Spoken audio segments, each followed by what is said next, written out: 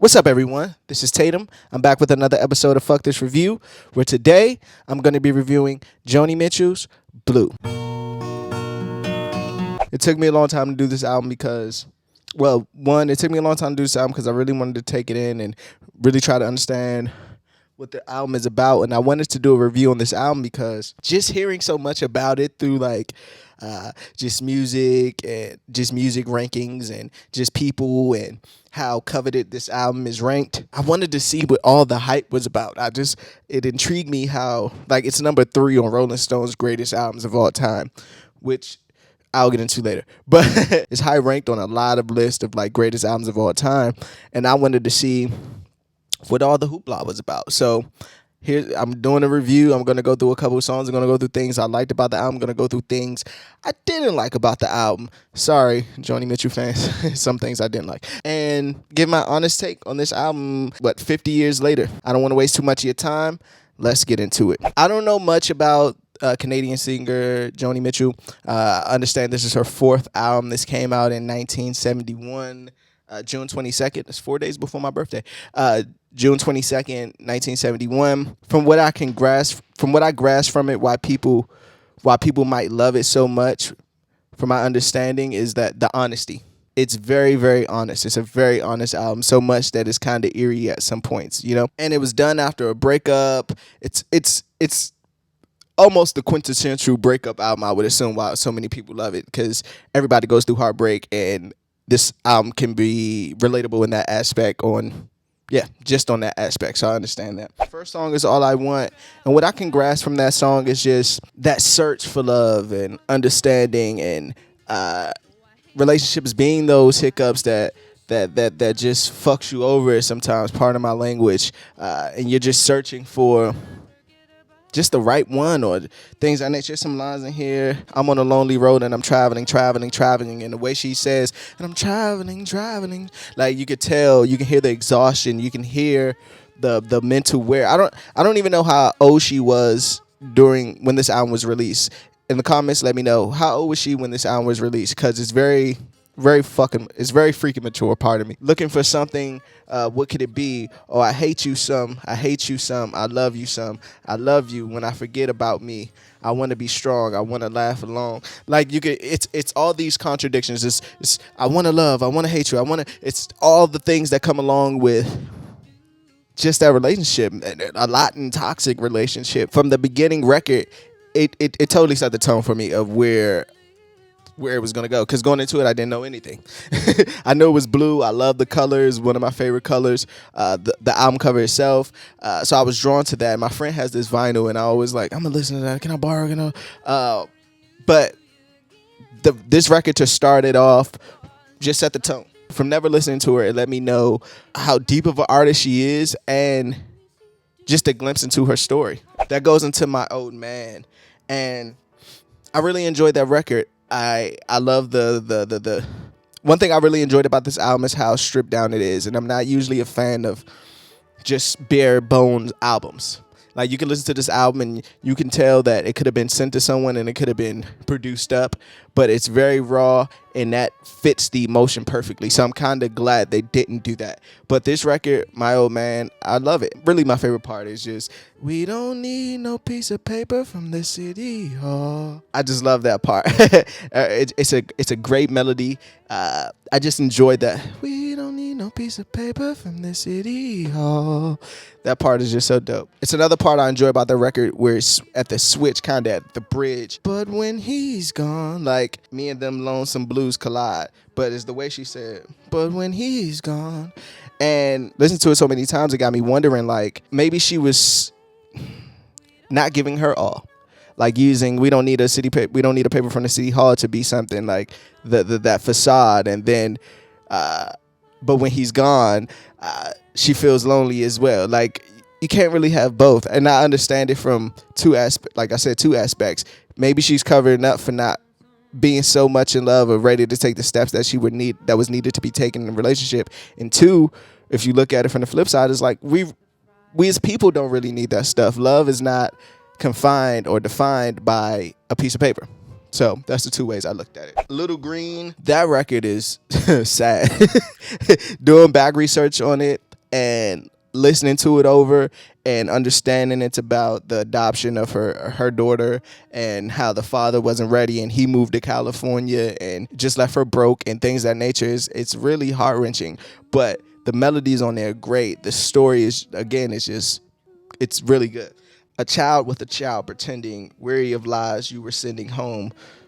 So you sign all the papers in the family name. You're sad, you're sorry, but you're not ashamed. Little Green, have a happy ending. That's crazy. that's yeah. To go into Carrie, I'm not sure how I feel about that record. From my understanding, she needed clearing of her mind. She stopped touring, and I forgot what country she ended up in, but she met a lady, a bartender at a bar. I could be butchering this whole story. Forgive me. Feel free to correct me in the comments. She just found a friend in someone, befriended who befriended her, and they were having a good time and things of that nature. And this song is about that experience of that time. It's just a good storytelling song to put in here. It's the journey. It's the love journey. It's just a part of it. Once you trying to find yourself again after a relationship. Blue, the title track, that one is just sad. Pretty much to let you know everything that's what this album is about. It's a line where there's so many things sinking now.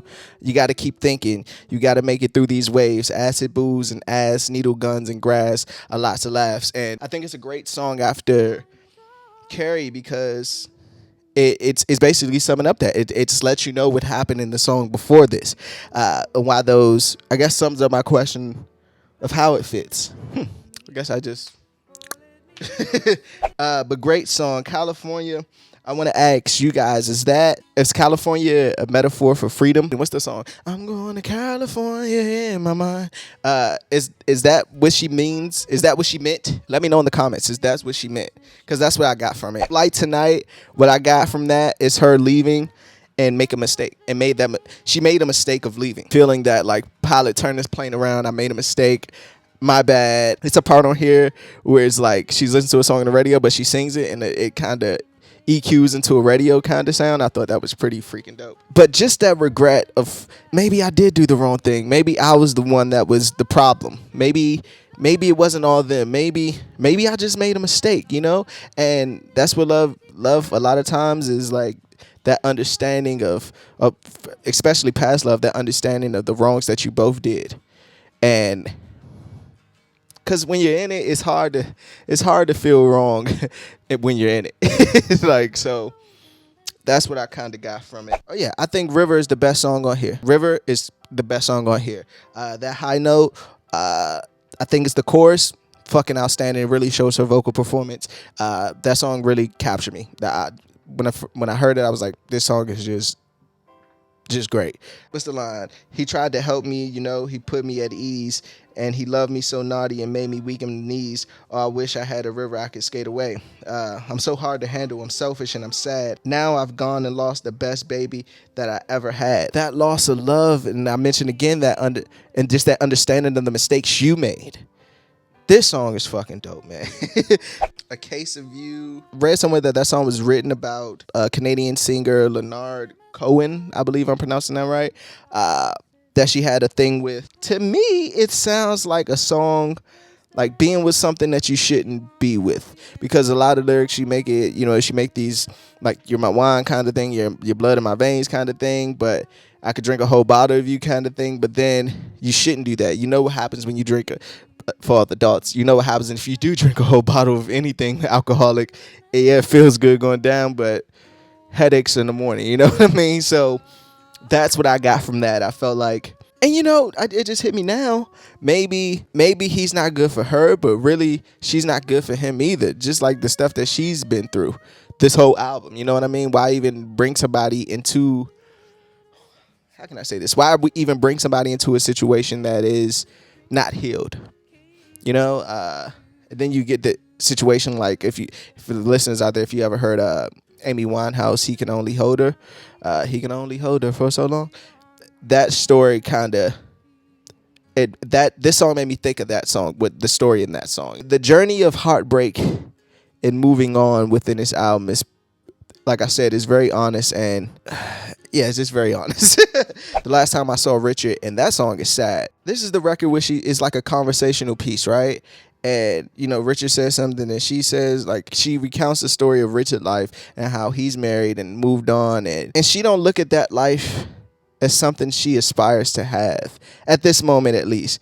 And she looked at him like he kind of was the failure in the scenario of life. I don't want nobody coming over to my table, but I got nothing to talk about. All good dreamers pass this way someday, hiding behind bottles of dark cafes, dark cafes. Before I get my gorgeous wings and fly away, only a phase, these dark cafes. I don't know, I could be totally wrong and took this whole song, but it sounds like, you know, two people with two different lives. Like, he wanted this, she wanted this. When he got this, it's kind of a judgmental thing, but it shouldn't be. I don't know. It's just everybody's life. Everybody's not. Love is weird, man.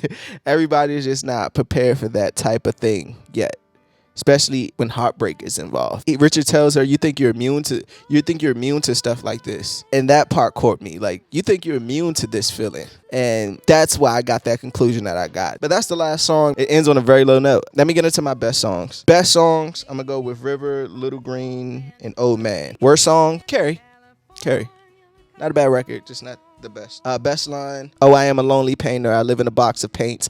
I'm frightened by the devil, and I'm drawn to those that aren't afraid. I remember that time you told me, you said, love is touching souls. Surely you touch mine, because a part of you pours out of me in these lines from time to time." Psh, great. Rating, fucks given for this record. In 2021, I'll give it a 3.5 out of 5. Let's wrap this shit up, though.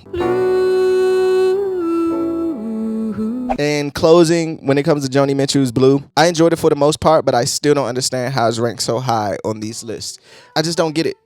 I just don't get it. I think it's a good body of work. For the listeners out there, let me know, is it because this is one of the first albums that's like this, that was this vulnerable and honest and this drowning in heartbreak? Like, is that why? Is it like the precedents for everything to follow? Let me know. I was only born in 1990, so I don't know. So is that the reason why it's so critically acclaimed and things of that nature? Because just from music alone, it's good, but it's not. I heard greater.